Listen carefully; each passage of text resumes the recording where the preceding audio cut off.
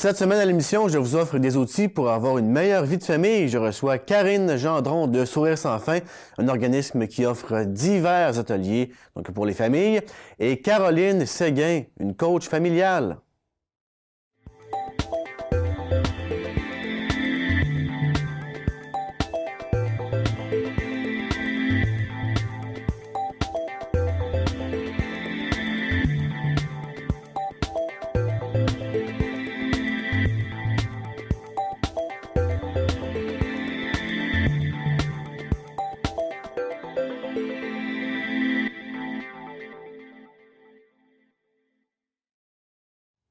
Bienvenue à l'émission. Cette semaine, on va mieux vous outiller à avoir une meilleure vie de famille. Premièrement, avec Sourire sans fin, Karine Gendron, bonjour. Bonjour. Sourire sans fin qui offre différents ateliers pour les enfants, parents. On va décortiquer ça un peu plus tard. Et Caroline Séguin de A+, Coaching familial, bonjour. Bonjour. Vous faites du coaching familial. Oui, exactement. On va commencer avec vous. Oui. C'est quoi une coach familiale? Une coach familiale, c'est quelqu'un... Bien, la meilleure image, c'est l'émission Super Nanny, Oui. que beaucoup de gens connaissent. Donc, c'est ça. Mais moi, j'arrive pas avec mes caméras, puis tout ça. Là. Donc, c'est vraiment d'aller voir les familles, d'aller discuter d'abord avec elles, voir c'est quoi la problématique, pourquoi ils consultent.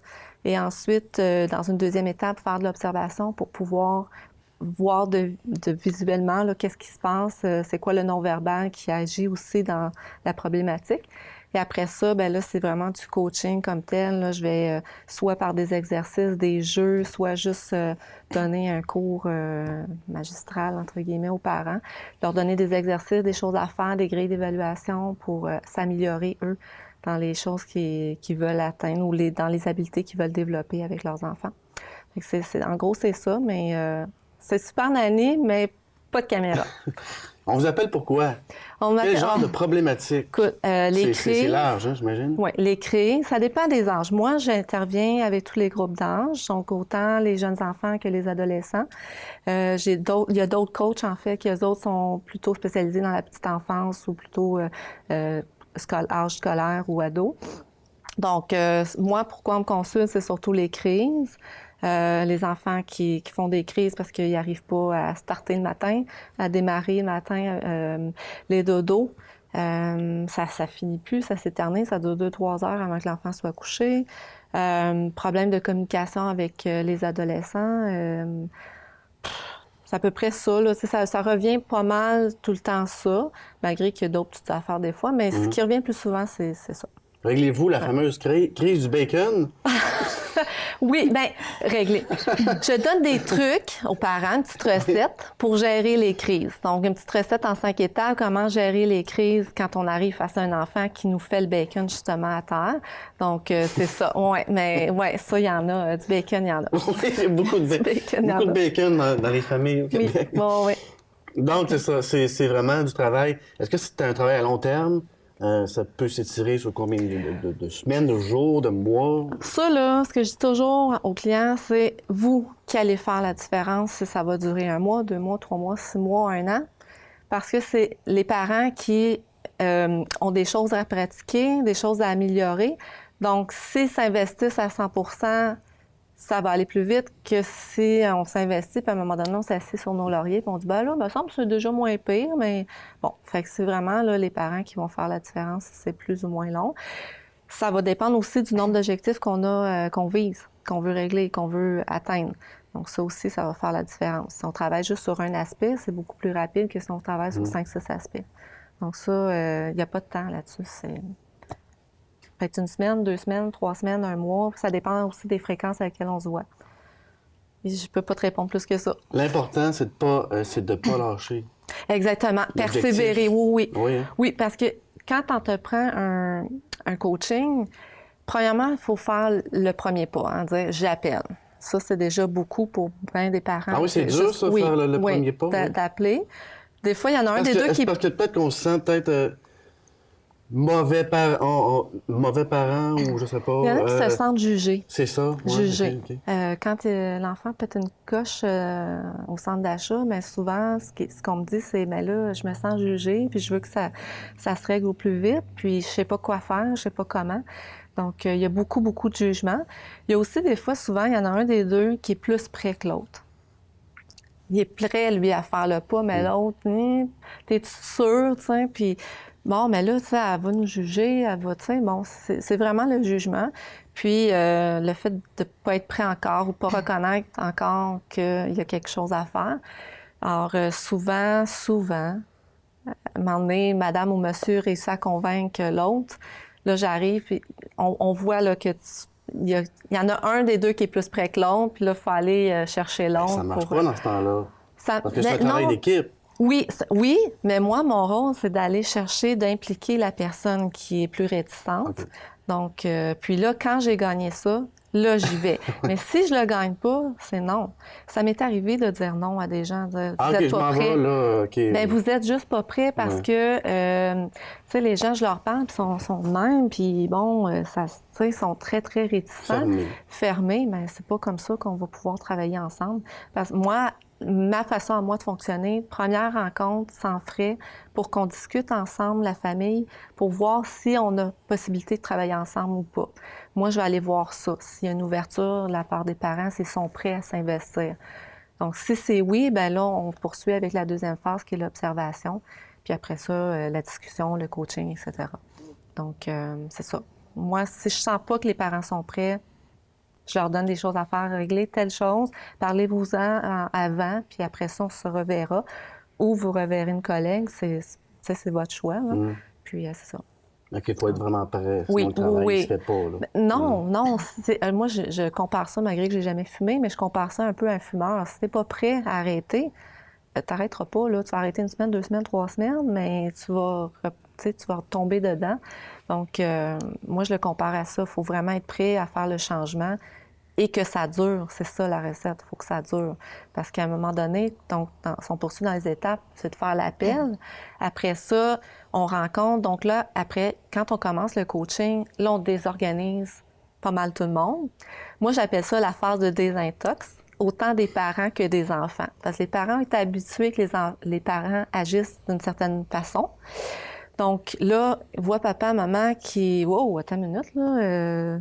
D'habitude, ça passe, là, ça passe pas. Qu'est-ce qui se passe? Donc, eux ont à apprendre à gérer ça. Puis les parents doivent poursuivre et laisser leurs vieilles pantoufles derrière. Donc ça, c'est une zone d'inconfort. Puis c'est là, des fois, qu'il y en a qui ont tendance à vouloir lâcher puis dire ouf, ça brasse, mais là, moi, c'est mon rôle de dire non, non, regarde, c'est correct, c'est bon, c'est des bons changements, c'est correct que ça réagisse. Si ça réagit pas, là, c'est pas bon. C'est pas positif. Le changement, la réaction, c'est bon, c'est positif. Donc là, on avance après ça là-dedans. Une fois que ça, c'est fait, bien, après ça, tout vient qu'à se replacer. Et là, c'est juste de poursuivre à long terme. Là, puis ça, c'est la job des parents de faire ça, malgré qu'ils peuvent quand même continuer de m'appeler. Puis, donc, c'est ça. C'est les 3 grosses étapes là, du coaching. Parfait, excellent. Et après la pause, on parle de Soirée sans fin. Oui. Vous aidez les familles, bien sûr, par divers ateliers. Donc, on en parle après la pause.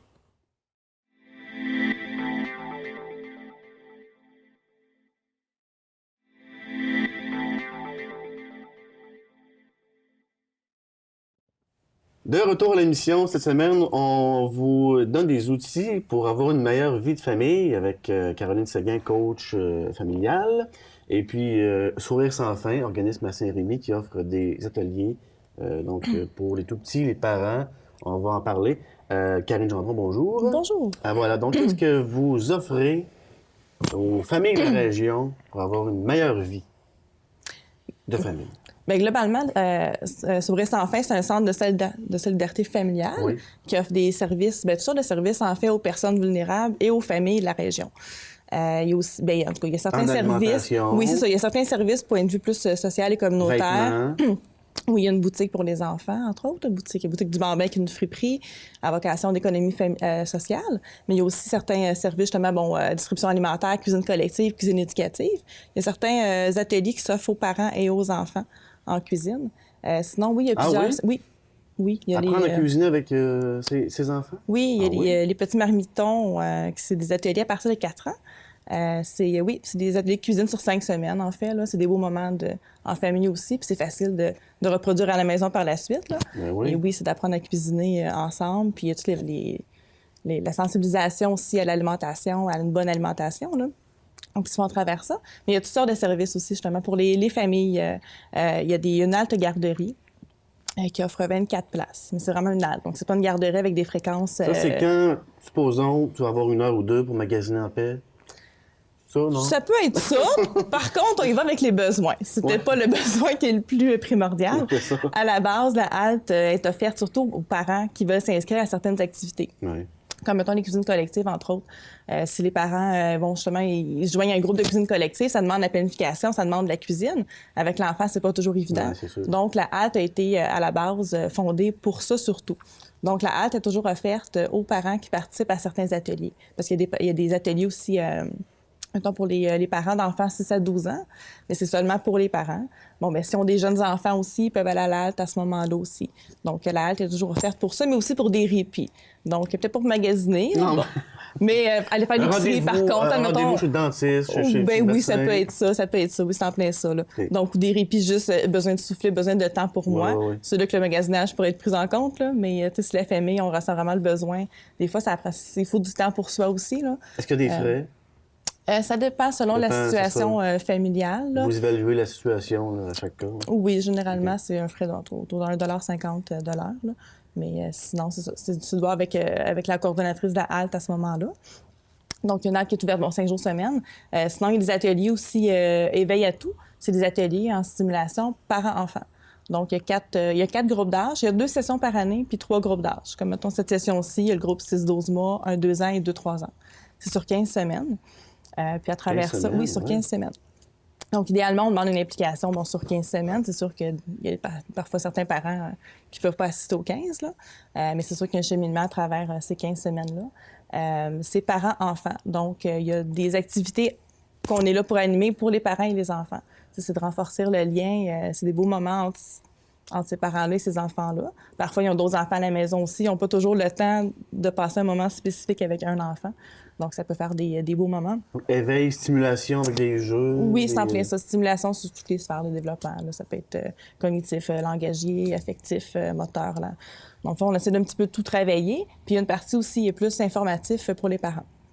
Donc, le groupe 6-12 mois, on le fait, ça dure 2 heures, en fait. On reste tout le monde ensemble. Par contre, pour les groupes à partir de 1-2 ans, on fait une petite séparation graduelle, justement pour habituer aussi les enfants à cette séparation-là.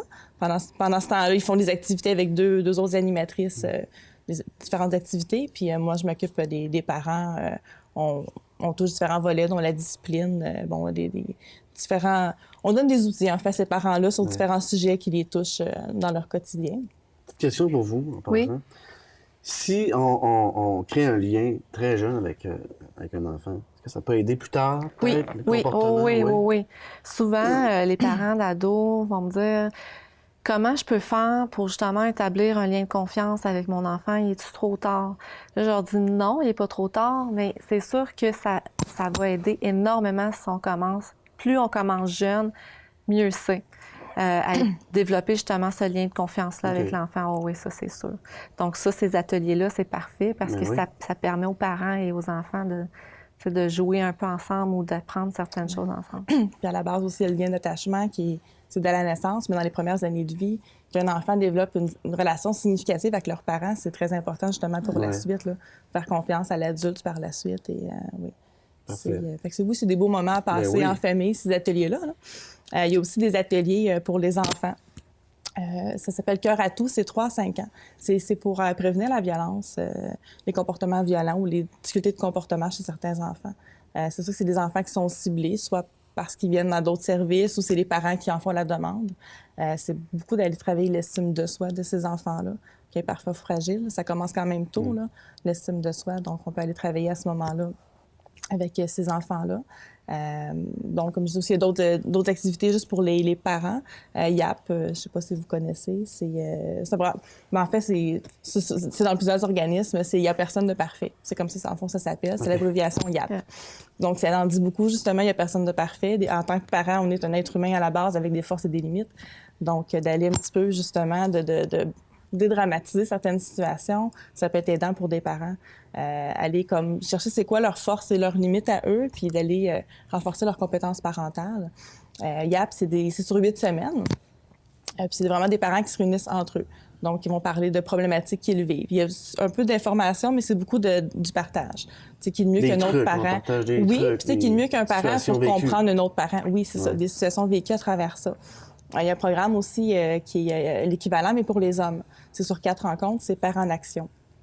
Encore là, je pense que c'est important d'aller voir ça peut-être d'une autre façon, mais les pères ont... Vous pouvez peut-être nous dire, là, mais je pense que les pères ne pensent pas tout le temps comme les mères. Donc, mais c'est ça. De là, justement, ce programme-là, Pères en action, qui est vraiment justement pour les pères, d'aller discuter entre pères de c'est quoi la réalité de papa, là. Donc, c'est vraiment plus au niveau des adultes, là. Puis, comme je disais, dans tous les cas, ces ateliers-là sont gratuits. Il y a la halte qui est offerte aussi gratuitement. Puis, il y a le transport aussi qui peut être gratuit parce que c'est à Saint-Rémy. Donc, des fois, certaines familles, le territoire il est grand. Merci des Jardins à Perville. Donc, des fois, ça peut être pratique, un transport. Il y a vraiment une belle ressource, Sourire sans fin. Oui, oui, pour aider les familles. Merveilleux. On s'arrête pour une pause. Et donc, on poursuit notre émission spéciale Famille pour vous aider à avoir une belle famille mieux outillée.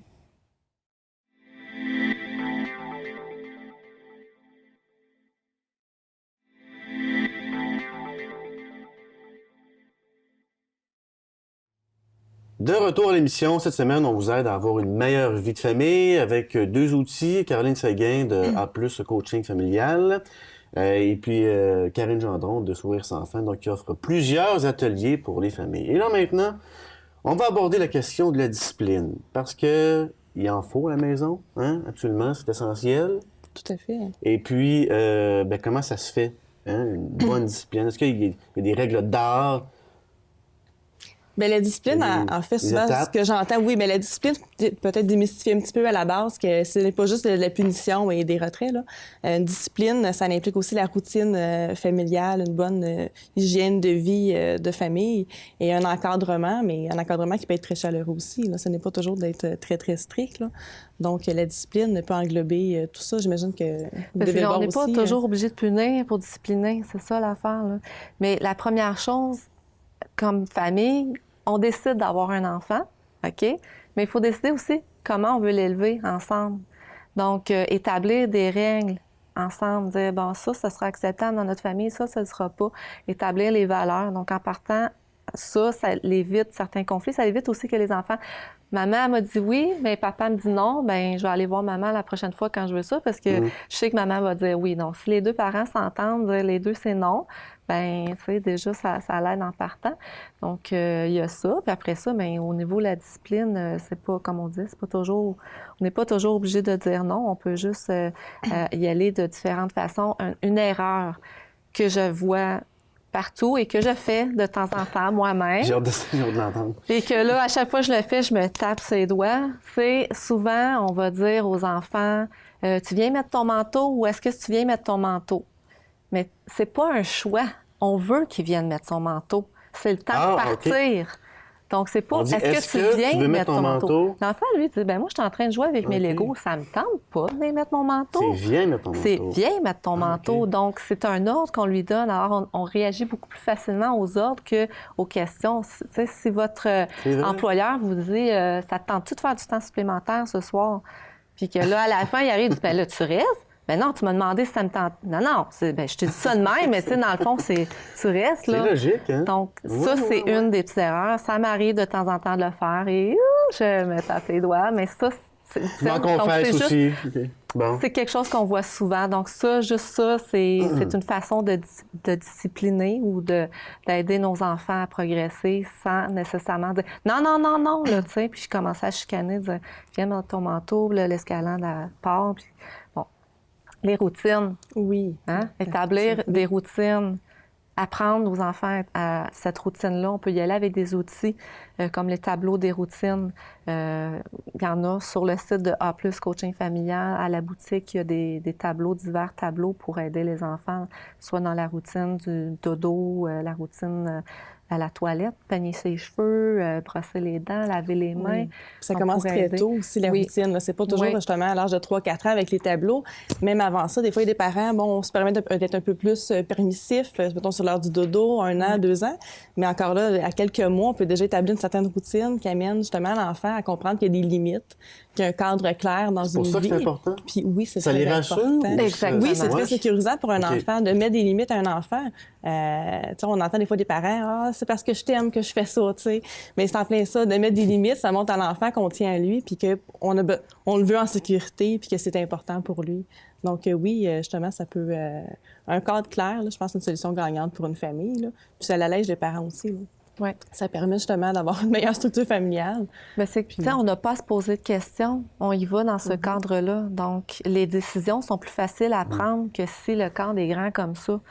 Donc, tu sais, pour nous, ça nous donne aussi une certaine limite, une certaine manière de fonctionner qui est mieux. Je dis pas qu'il faut y aller avec des œillères, là, sauf que ça nous permet de nous guider sur un chemin au lieu de dire, ben là, lequel je prends aujourd'hui?